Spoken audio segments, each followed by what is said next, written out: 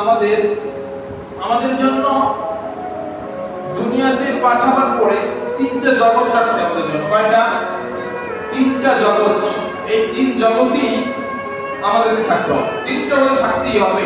দুনিয়াতে পাঠাবার পরে হচ্ছে এক জগৎ তো মায়ের গর্ভে গেছে, সেই জগতের কথা না আসার পরেই তিন জগতে আমাদের করতে হবে, থাকতে হবে তিন জগৎ। ওই তিনটা জগৎ কঠিন কঠিন জগৎ। তো এক নম্বর জগৎ হচ্ছে আলমের দুনিয়া।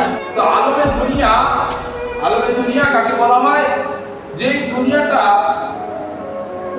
যেখানে আমরা এখন বাস করি, এখানে শাস্তি অথবা শান্তি বলেন তো কি মাধ্যমে দেওয়া হয় আমাদেরকে?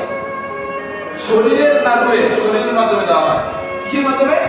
আমাদেরকে যদি আঘাত করে, কিসে আঘাত করা হয়? আমাদের আত্মায় আঘাত করা হয় না শরীরে আঘাত করা হয়? দুনিয়াতে শরীরে আঘাত করা হয় না?